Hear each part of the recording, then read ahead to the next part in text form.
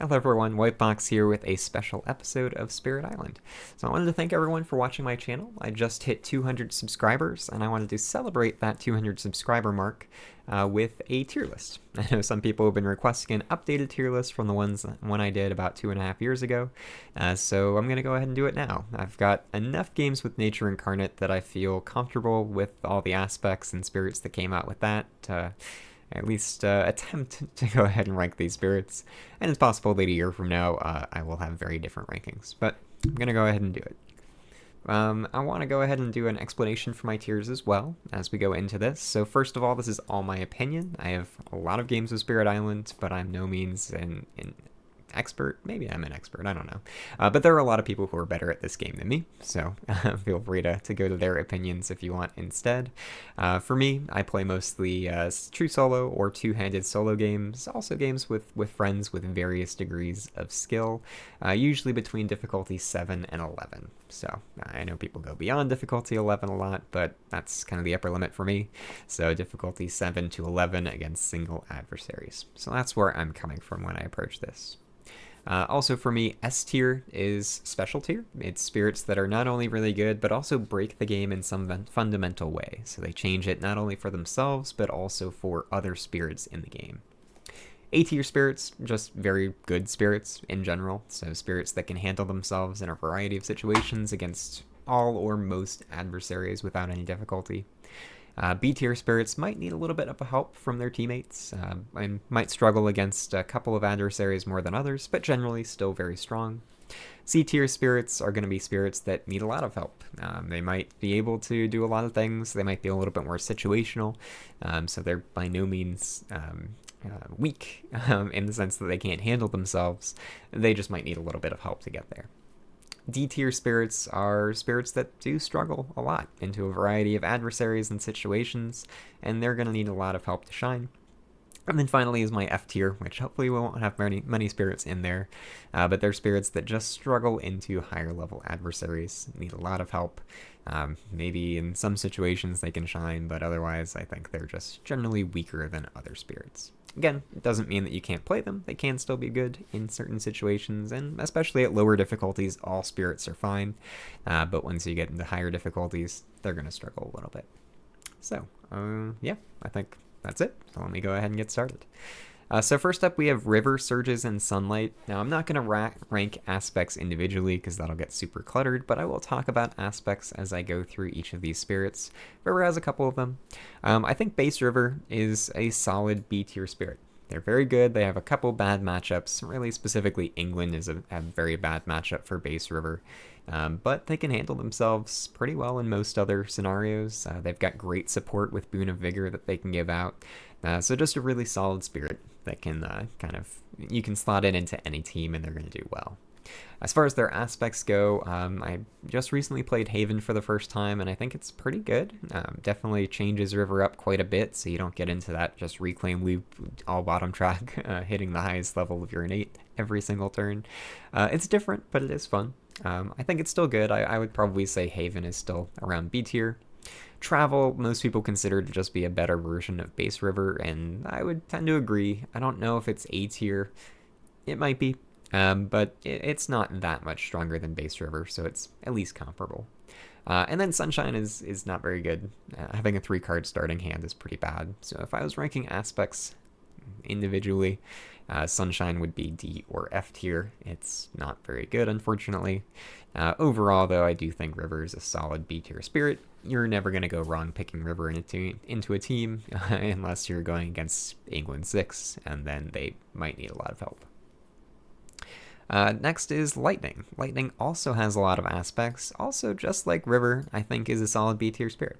They're pretty good. They have Destruction, so they can get around extra health from England, which makes them pretty good against that adversary.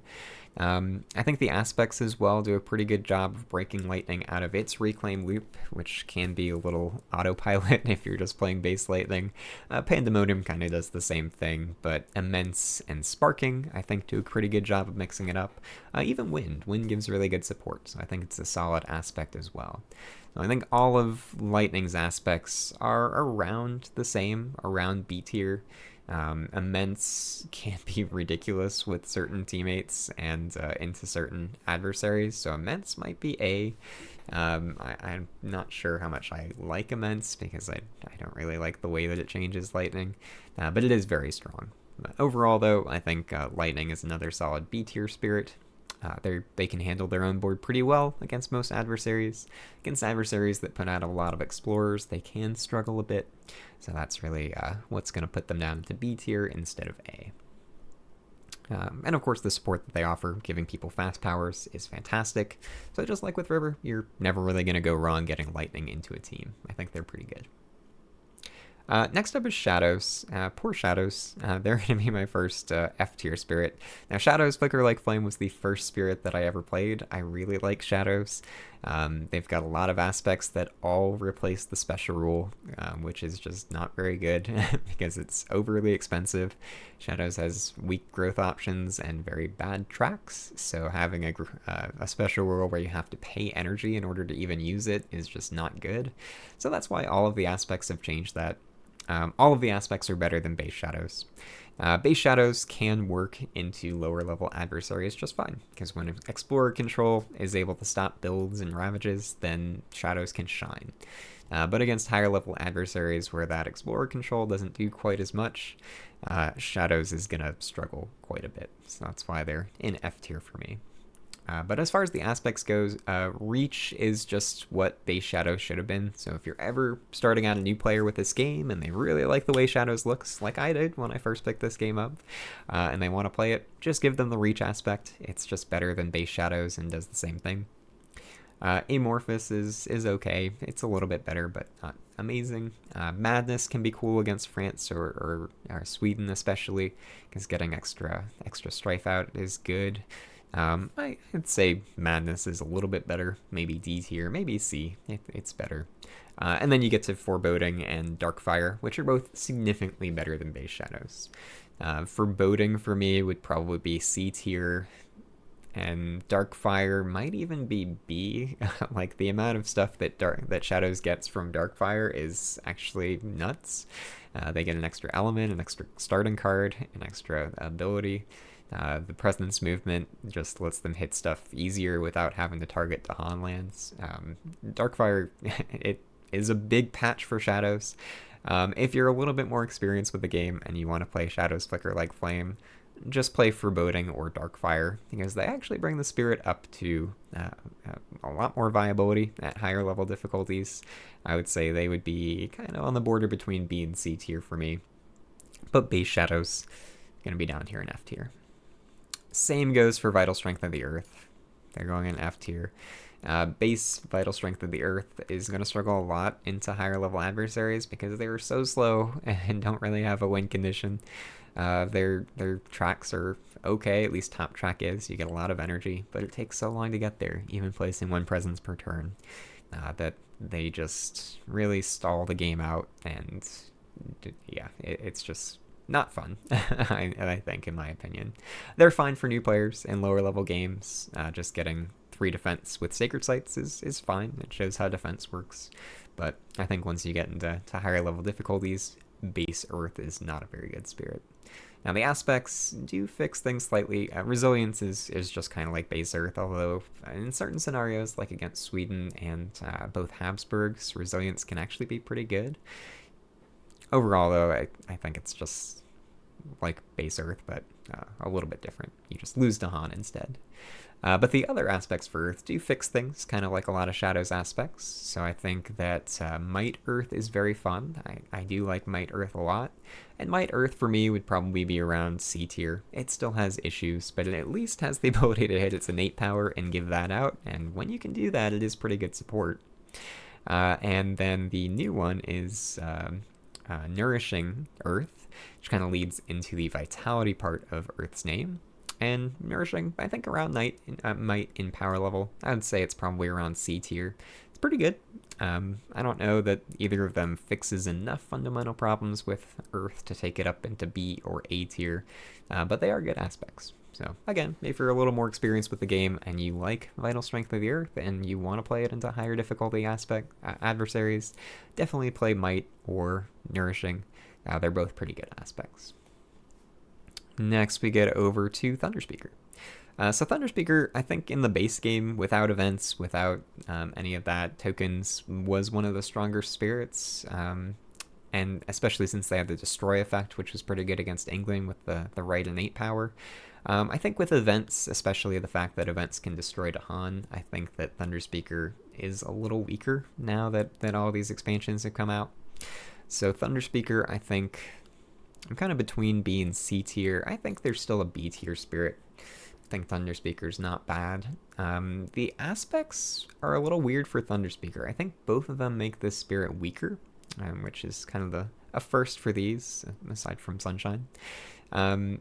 Yeah, I'm not sure. I think both aspects are kind of a wash. They don't make Thunderspeakers stronger for sure. They do play differently. You get the Incarna for a warrior aspect, which is kind of fun, although I prefer just having Manifestation of Power and Glory and going over and destroying big stacks of invaders with that. So the aspects for me are kind of a miss for Thunderspeaker. Maybe you enjoy them, and that's fine. But either way, I do think Thunderspeaker is a solid B tier spirit.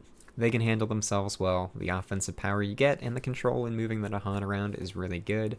But I think they can kind of struggle into some adversaries. So B tier is fine. Next is a Spread of Rampant Green. So this was my favorite spirit for a while. I still like a Spread of Rampant Green a lot, and I'm going to go ahead and throw them straight up into S tier as my first S tier spirit. So Spread of Rampant Green is amazing. The support that they can offer with Gift of Proliferation is phenomenal.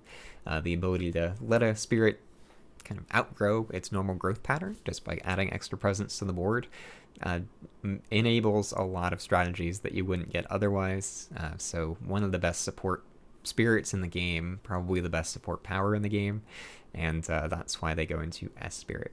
But even accepting Gift of Proliferation, I think that Spread of Rampant Green is a really, really good spirit.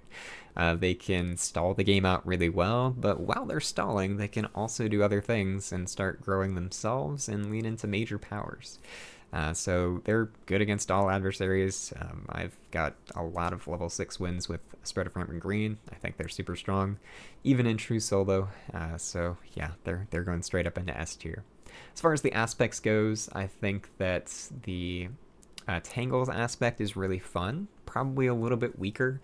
Tangles probably would still be A tier. Just getting ready action skips with Sacred Sight still is incredibly powerful.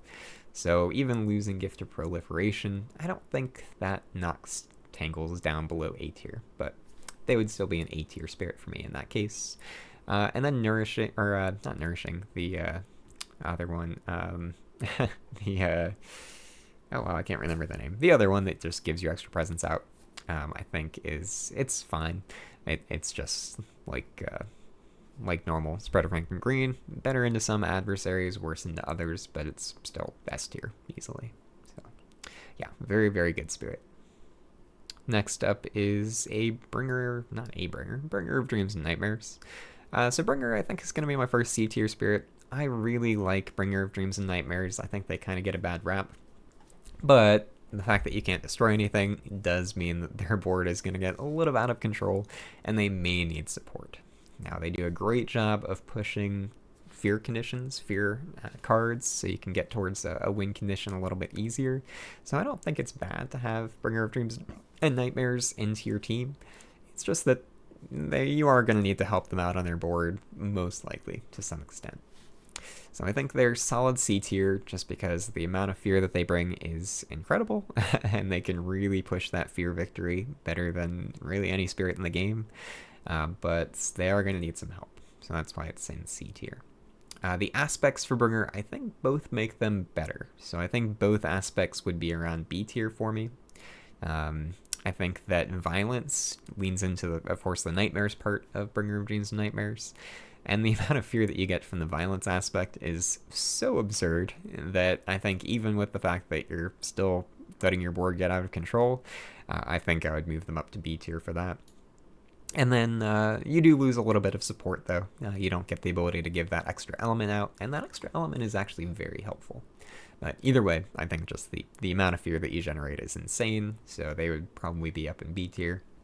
And I would probably put Enticing in B tier as well. I really like Enticing. The control that you get from it is awesome, and kind of control and defense from that aspect.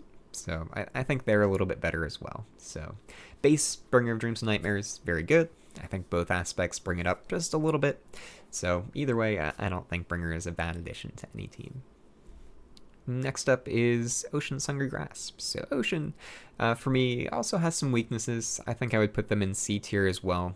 On the coast, they can do a lot, but when it comes to handling the inland lands, they kind of need majors, so or help from teammates. And for that reason, I'm going to go ahead and put them into C tier. Now, I do play them in smaller games, true solo, two-handed, or with one or two teammates.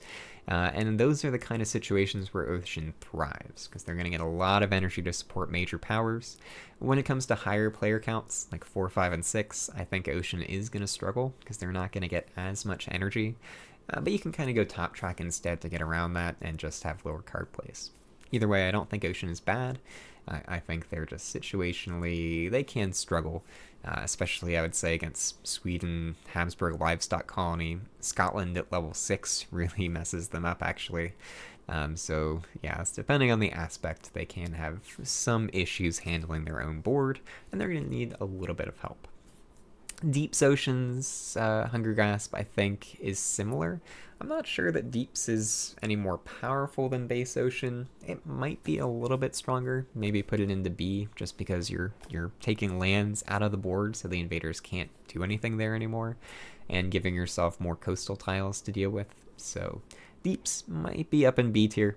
Deeps is very fun, so I think it's an incredibly fun aspect if you want to play Ocean, but have them be a little bit different. Definitely give Deeps a shot. It is very cool getting to drown individual lands. I don't think it moves them up to A tier, but it's kind of on the border between B and C for me. Deeps might be in B. It's pretty fun and pretty good. Alright, Keeper. So Keeper, along with Spreader Rainbow Green, is one of my favorite spirits for a while. I like Angry Trees and Angry Bushes, I guess.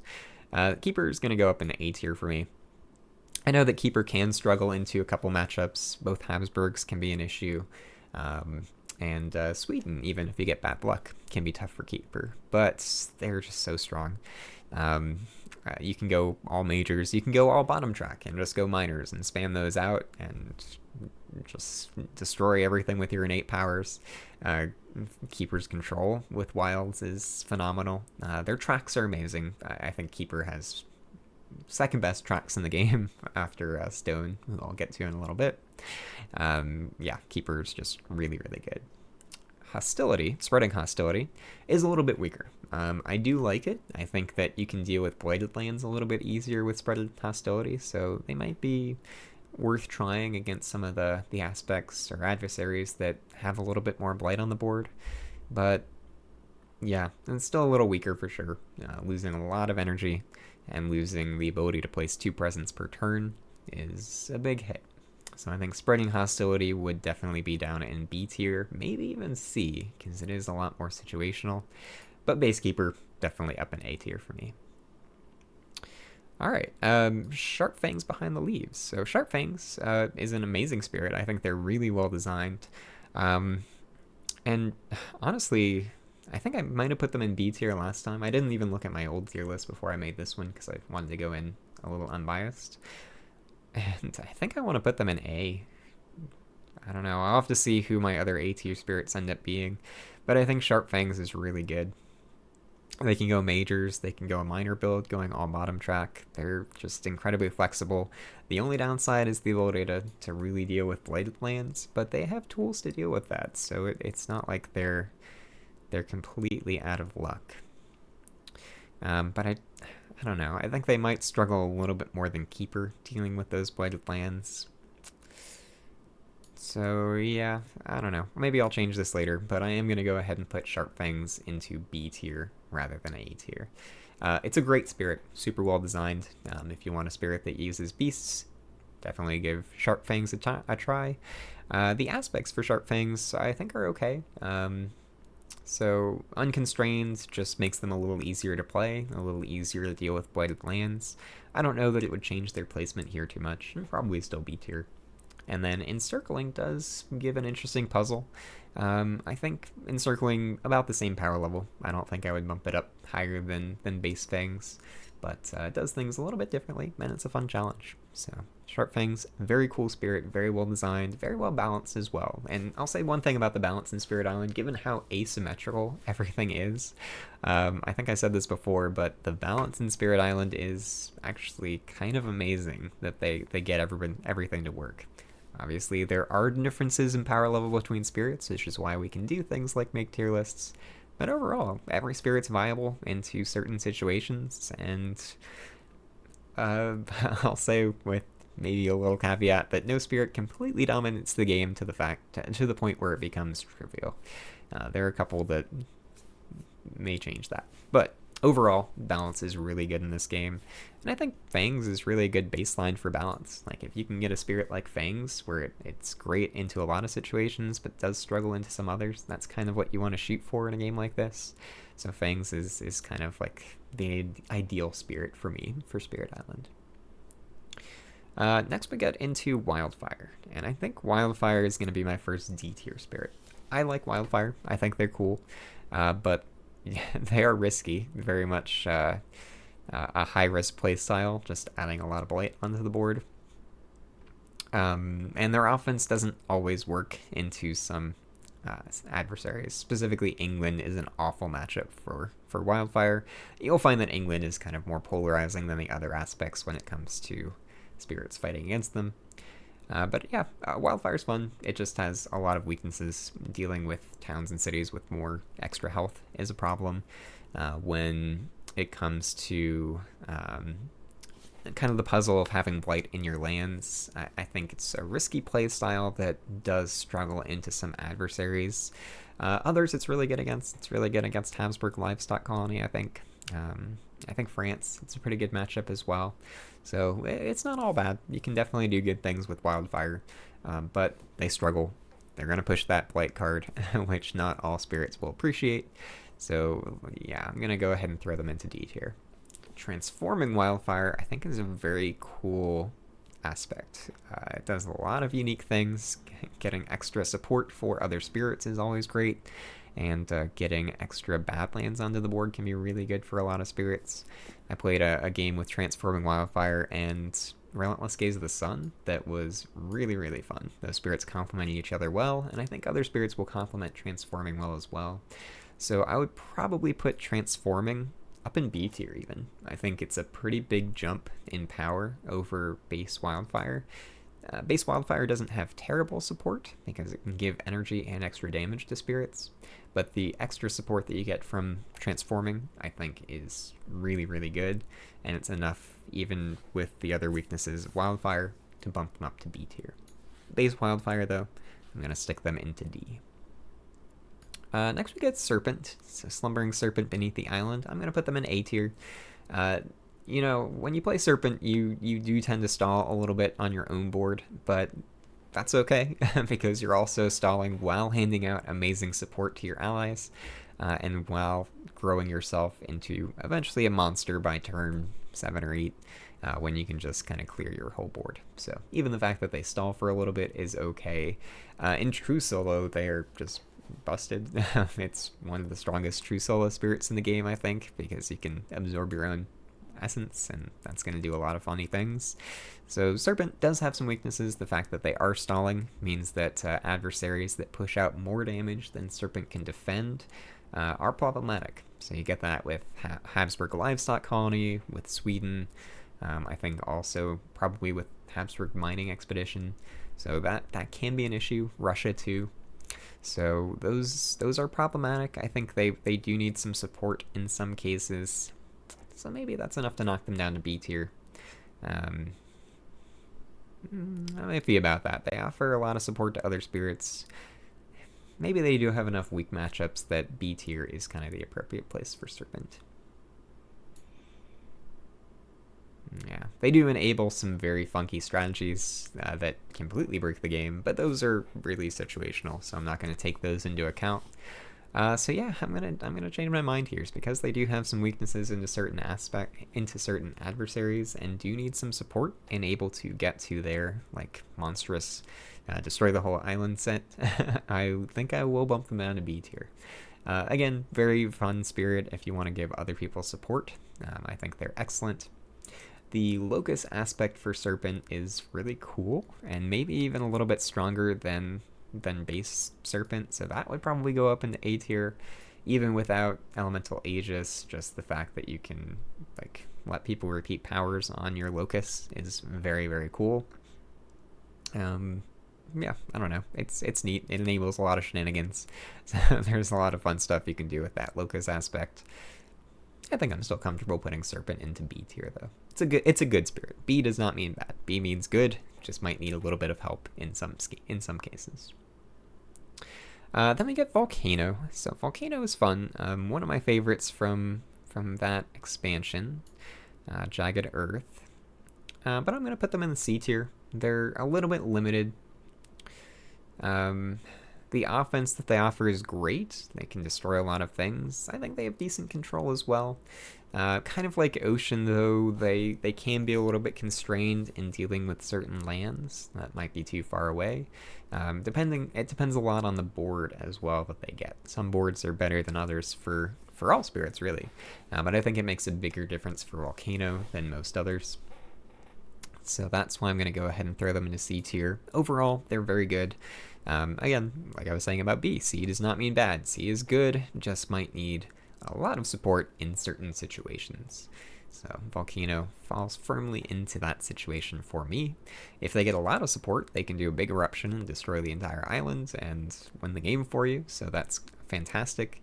But they do have a tendency to let their board get a little blighted. That's okay, not necessarily a bad thing, but I think it leaves them firmly in C tier for me. Next we get Stone's Unyielding Defiance. I'm going to go ahead and throw them straight up into S tier. So I didn't consider this last time, but the fact that Stone lets you pull Blight from the box rather than the Blighted Island card really means that Blight is no longer a loss condition. So you don't have to worry about that. Unless maybe you're doing some double adversary with Sweden and it's just adding more Blight that you can deal with. But in most cases, Stone is going to be able to handle all of the blight that the invaders are throwing at it. It completely invalidates Habstock Livestock Colony as an adversary. They're just really easy with Stone.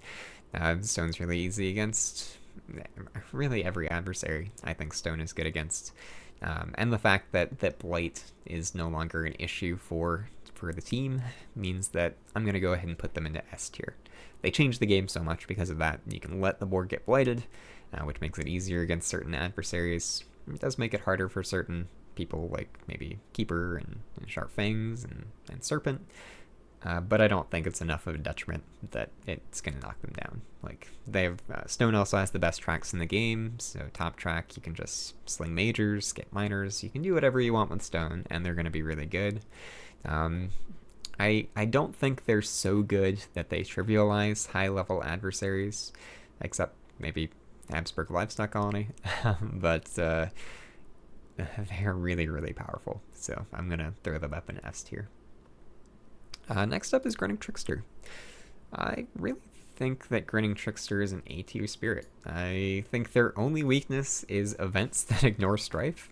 That's like a 1 in 40 chance or something, maybe 2 in 40, so it's a pretty low chance that that's going to happen. Outside of that, I think they're really strong. They can go minor powers, they can just do their reclaim loop with 3 cards and really handle their board with that. I think I have a video on my channel showing off that reclaim loop and how powerful it can be. They can also go majors. They have good energy income. It's a really flexible spirit.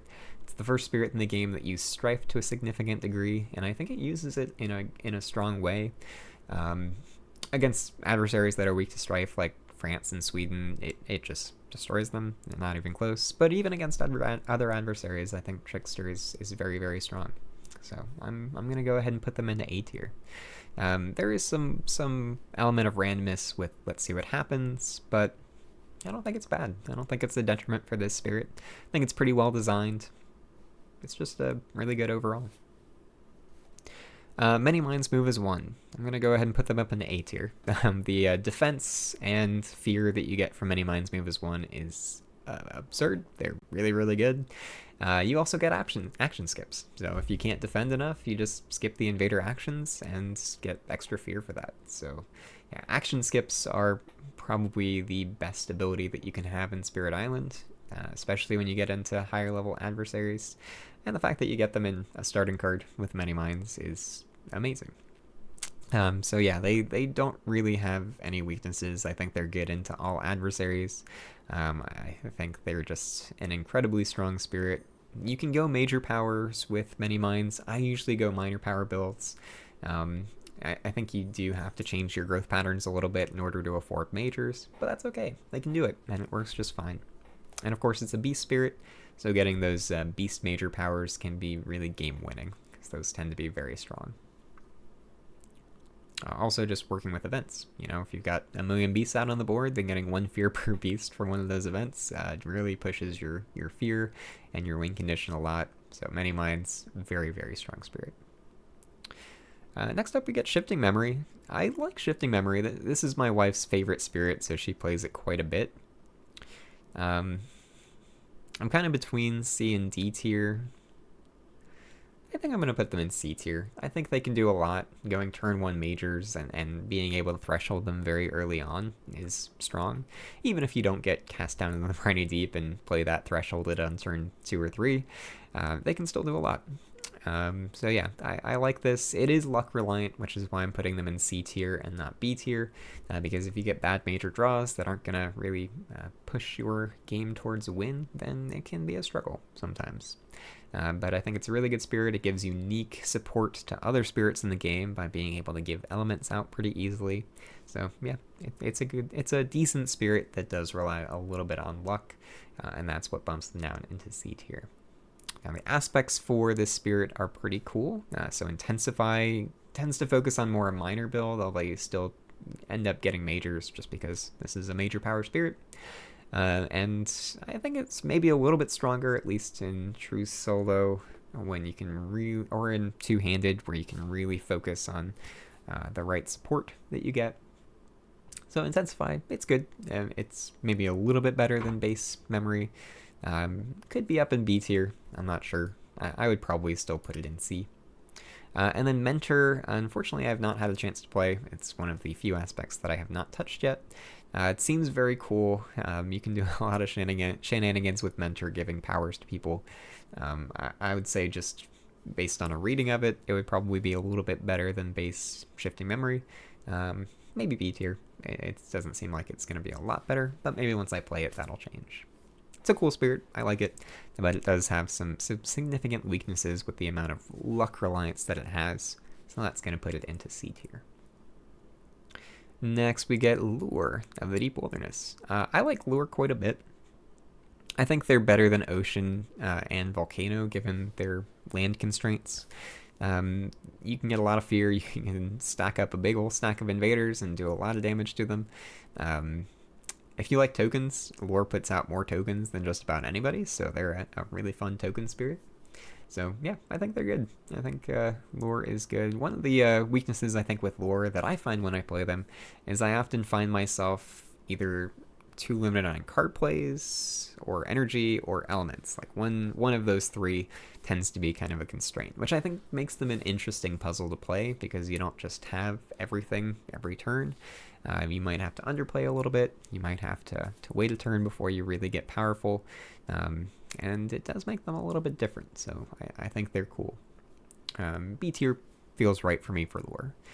Lair is similar. It's probably the aspect that is most similar to the base, maybe Resilient Earth or Travel River. I think it tends to lean towards a top track build a little bit more because you don't need quite as many elements to max out the new innate with Lair. I enjoyed it. I liked when I played Lure and I had a lot of fun with it. I'm not sure that it's any more powerful than base Lair though, base Lure, so I would probably put Lair in B tier as well. Good though, if you want just really the feel of lore where you're dragging everything into a land and just want to mix it up a little bit with an Incarna, Lair is a good time. It's not a bad Incarna aspect at all. Next up, we get Vengeance. So I feel like my B tier is getting pretty crowded here, but I really do think Vengeance is a B tier spirit. I think that they take a little while to get going. I think that they are an incredibly powerful late game carry type spirit where they can do an incredible amount of damage. I think that Disease is underused as a token. Not a lot of spirits use it, but it's very good in the hands of Vengeance. Yeah, it's good.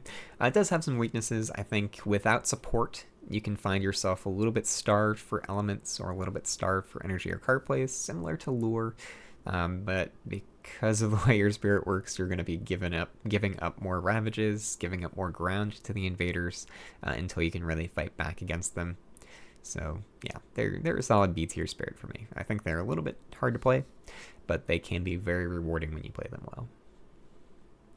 Next is going to be shifting, or Mist, Shadow of Silent Mist. For me, they're a bit of a miss. I know there are a lot of Mist lovers out there, and I apologize. They just do not click for me at all. It's my worst spirit, and I will admit that there are plenty of people who are better with the spirit than I am. But I'm going to put them into F tier. I just do not like Mist, and I think it's not a very good spirit. They have to do so much work to do the damage that other spirits can do with a 10th the amount of work, and they have to do so much work to get the amount of fear that other spirits can get with not nearly as much effort. So it feels like a really thematic spirit that, in my opinion, is not particularly well designed. I think it's the biggest miss from Jagged Earth. I think that the aspect for them, Stranded, is better. I would probably put that up in D tier. Isolate can be pretty strong, so maybe even C tier. But you're still constrained by really the bad tracks, mediocre growth options that Shroud of Silent Mist has. Feel free to yell at me in the comments below, all my people who really like Mist and have better luck with it than I do. But I'm going to go ahead and put them into F tier. Next is Starlight. Starlight's very, very good. I'm going to put them into A tier. You can kind of do whatever you want with Starlight. If you want to go for card plays and just sling minors and hit all of your innate power tiers, then you can do that. If you want to go into major powers and just try to threshold that one major and play them that way, you can do that. If you want to just give out a lot of support in the beginning and stall your own board until eventually your teammates can come and help you, that is fine too. Like you can do anything with Starlight. They are a very high complexity spirit. I think the first one that I've looked at here, yeah. I think the first couple times you play them, it's just a little overwhelming looking at the fact that they have so many different growth tracks that you can take things from, and the fact that you don't really have a game plan right out the bat, since you have to draft. You have to draft it as a requirement on this spirit, and that can be a little bit intimidating for newer players. But I think once you play them a couple times, the very high complexity is not really an issue, and they're really not too bad. They're very approachable, I think. So Starlight for me, incredibly strong spirit, goes into A tier for sure. They can handle any board, any situation, and kind of grow into whatever spirit you want to be. Next is another very high complexity spirit. We've got Fractured Days Split the Sky, and I'm going to put them into S tier right away, my special tier, because they can potentially break the game. The amount of silly shenanigans that you can get up to with this spirit is infinite, really. They can skip entire boards from acting, they can change the invader deck order, they can change event deck orders, which really can mess with France, especially, and change when the Slave Rebellion happens. Yeah, they are very, very, very good. Pretty good in true solo. When you get a deck of major powers that you can look at right away, you can use that to figure out how you're going to win the game, depending on what majors you see. And then using the minors to try to hit that major threshold. They can definitely win games on their own. The support that they offer is fantastic with letting spirits repeat powers as well with the left innate. So it's a very strong spirit, also one that fundamentally changes aspects of the game, and that's why I'm going to throw them up into S tier. Alright, Downpour drenches the world. Let's see, how long am I getting? I'm at 40 minutes. Okay, I'm going to keep this under an hour, I think. Downpour drenches the world. So a Downpour, I think, is a very, very good spirit. I'm going to put them up into A tier. They can handle a lot of lands at once, even with low card plays, which is pretty unique as far as spirits go. I think that eventually you can get to slinging majors, and repeating majors is potentially pretty powerful, especially if it's one that you can threshold. The ability to stall with them is great, and they do a lot of fear. And of course, Isolate is an incredibly powerful ability to have, especially when you get into higher level adversaries. So Downpour to me, they can do a lot of things. They can handle any adversary, so I'm going to go ahead and put them into A tier. It's a fun spirit. I don't think it's broken. I think it's just very, very good and very fun to play. Finder. So Finder is another S tier spirit. I think that Finder does have some weaknesses when it comes to just handling their own board. So if it weren't for the fact that they can change things so radically for every other spirit in the game, I might put them down into B or even C tier. But they can handle their board okay against most adversaries. And the fact that it changes the spatial function of the island for everybody is really unique and really, really powerful. They can do a lot of things. They can enable a lot of spirits to hit lands that they normally wouldn't be able to. And yeah, they can make other spirits a lot better. So that's why I'm going to go ahead and throw them into S tier. Alright, so now we get into the Horizon spirits. So we've got our Toothy Boy. So he's going to go ahead and go into D tier for me. So I think that this is the weakest spirit of the Horizons ones. I think it's got a lot of weaknesses. The growth patterns for me are a little bit unintuitive. In general, I think the Horizon spirits are very well designed and do a good job of making them approachable while still having enough depth that players who have played a lot of games can really enjoy them. But I think that Teeth does have issues into higher level adversaries. The extra damage kind of leads you towards a minor focus build because minor powers get a lot more out of one extra damage than major powers do. But that relies on luck in finding those damaging minor powers in the minor deck, and there aren't that many of them, and most of them aren't really good elements wise for this spirit. So yeah, they have some issues hitting higher levels of their innates. I feel like you kind of run into the same issue that Lure and Vengeance have, where they feel like you never quite have enough elements or card plays or energy, but they're also a lot weaker than those two spirits. So Teeth for me is going to go into D tier. Again, definitely playable, especially into lower difficulties. I just think they're a little on the weaker side. Next up, we've got, let's see, Heat. So Rising Heat. So they, I think, have some issues as well. I do think they're a little bit better than Teeth Lurk Underfoot. So I'm going to put them up into C tier. They're very similar to Volcano, I think, in some ways. But yeah, you can do good damage with them. They have decent control as well. I just think there are a lot of situations where Rising Heat is going to struggle controlling its own board and is going to need a little bit of help into higher level difficulties. It's still a good spirit. I think that they can coordinate with other spirits really well. The fact that they give towns and cities reduced health in their sacred sites can be pretty good, especially if you can have somebody shove a bunch of invaders into their lands, so you can just nuke it all down with a big major or something. The coordination you can get with them is nice. I think overall, though, they do have some weaknesses, and I'm going to put them into C tier because of that. Next up is Eyes Watch from the Trees. Eyes Watch from the Trees is very similar to Many Minds. It's basically a Many Minds that doesn't use tokens. So yeah, you get insane fear, insane defense. The fact that you can pull the Han in easily to counterattack on that defense is fantastic. I think they're easily an A tier spirit and the best of the Horizon spirits.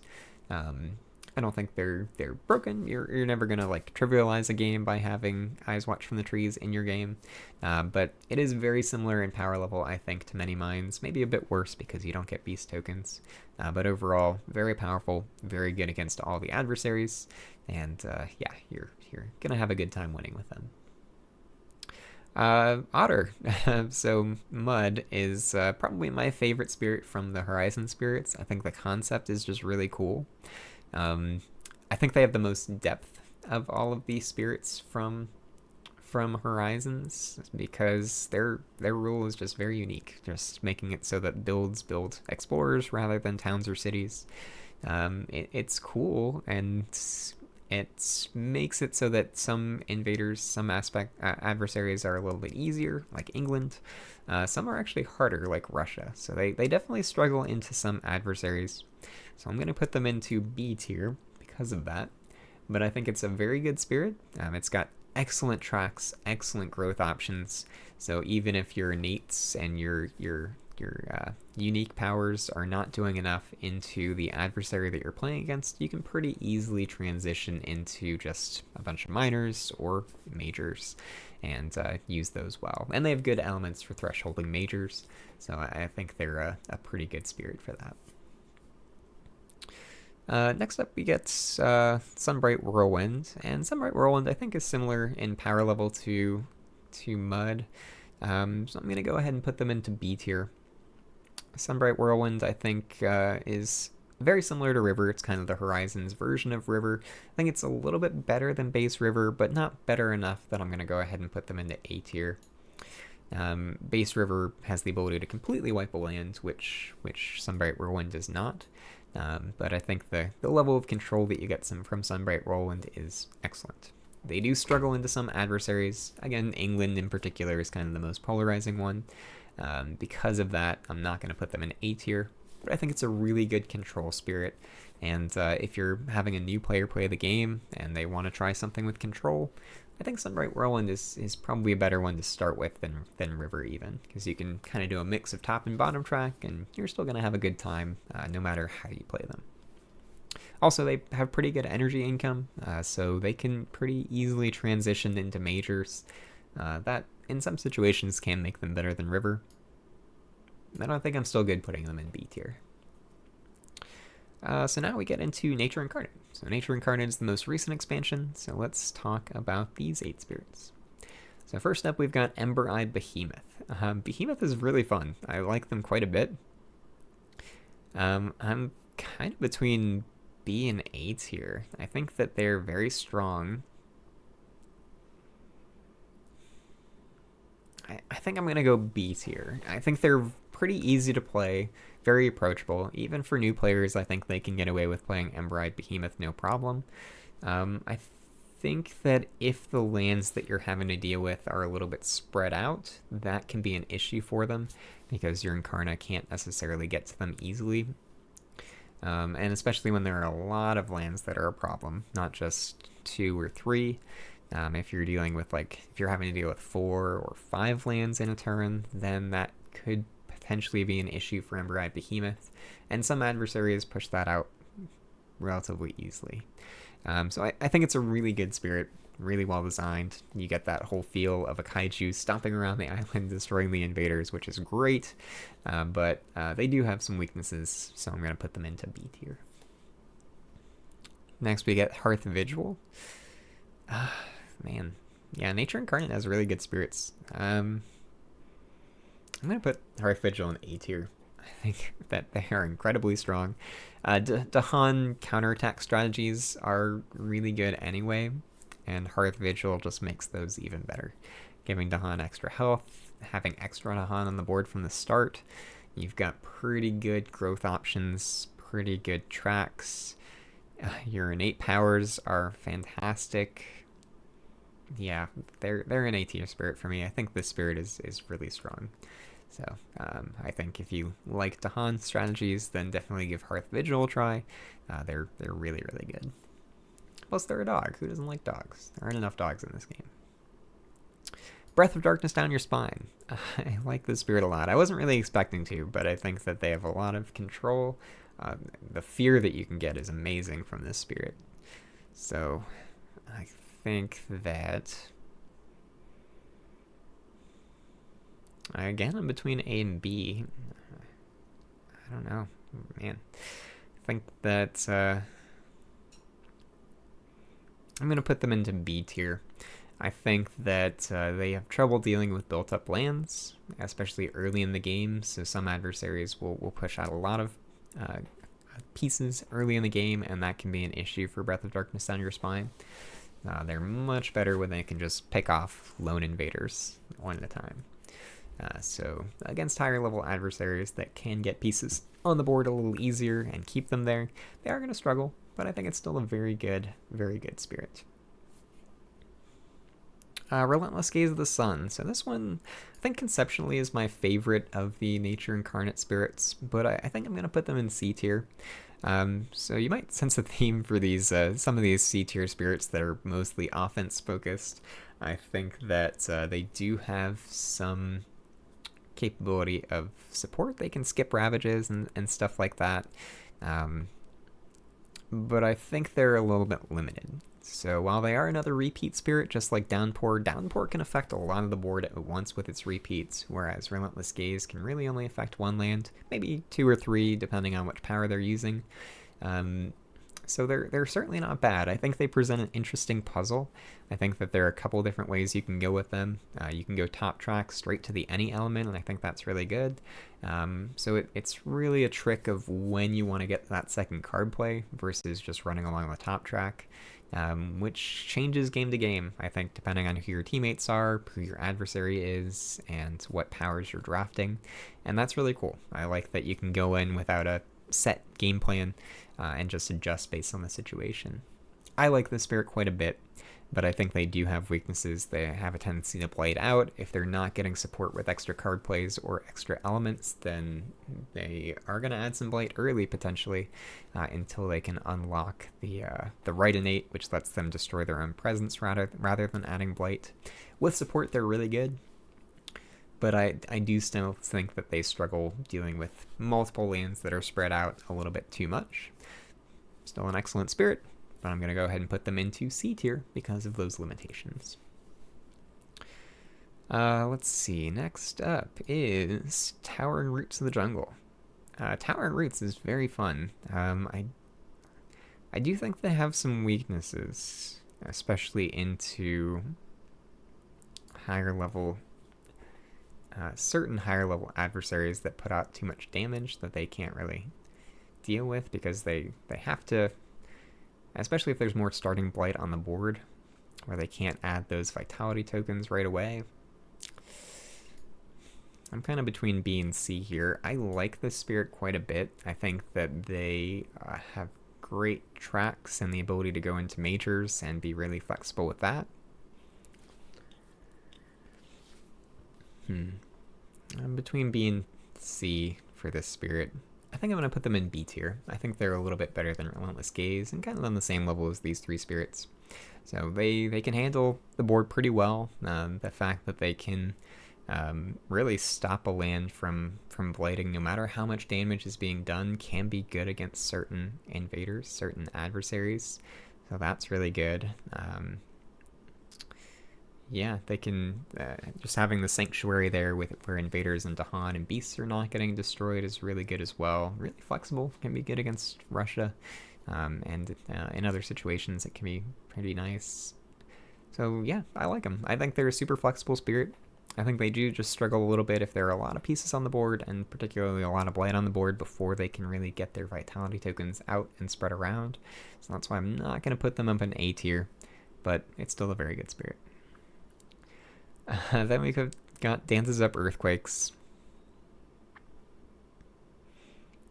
I'm not going to put them into S tier just because my S tier criteria is that they're spirits that are fundamentally change the game in some way, not just for themselves, but for other spirits as well.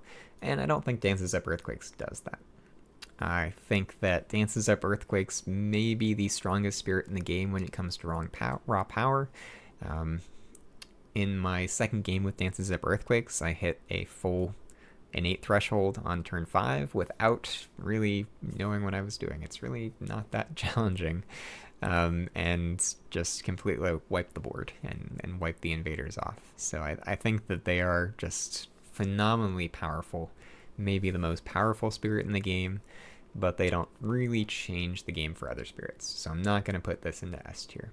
Now, as to whether you should play them, you should. They're very fun. I think the impending is an excellent idea. I think it's really well designed. I think they play in a very unique way. The fact that they can throw majors up and just wait a couple turns for them to actually proc, them to actually hit, is cool. They're unique, they're fun, they're extremely powerful. They're going up into A tier for me. Wandering Voice Keen's Delirium.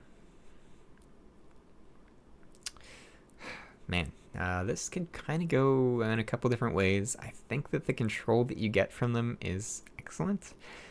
And really, it doesn't take too long to unlock their destructive power with the right innate. So I think I'm going to put them up into A tier as well. Yeah, I don't know. They can affect so many lands at once. They may struggle. I haven't played every adversary with them. There might be some that they struggle with. I can see maybe England being an issue. But then they have the ability to destroy invaders as well, so that's pretty good. Maybe Russia could be a big issue for them too. I haven't tried that matchup yet, but on paper, I can see that being problematic. Yeah, I don't know. I'm between B and A. I think I'm gonna go B, but they have decent support. They can give people extra cards, which is great. They can. The control they offer pushing stuff around the map is excellent. The fact that they can keep strife tokens on invaders so that later they can come back and deal with them either with a counterattack from Dahan or with their own right innate that can do a bunch of damage and destroy invaders. It's very, very good. Maybe when I play them more, I'll decide if they're A tier or not. But I have a feeling that they're going to struggle against very built-up lands or against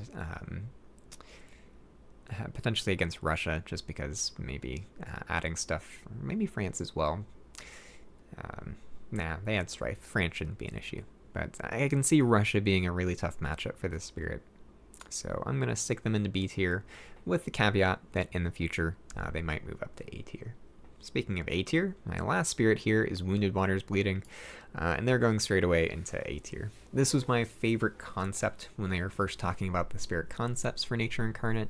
When I saw the preview of it, my enthusiasm went down just a little bit, but in playing it, I think it's really good. It's really fun. I'm surprised that it's considered high complexity.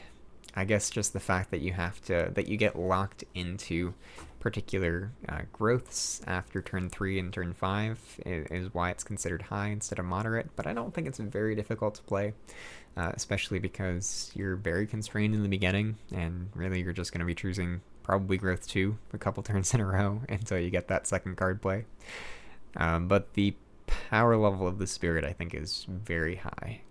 They use beasts exceptionally well. They use Dahan exceptionally well.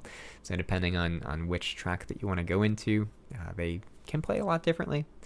I think that their ability to downgrade invaders can be very strong into certain adversaries like Habsburg or England or Russia, even when it's difficult normally to kill their explorers.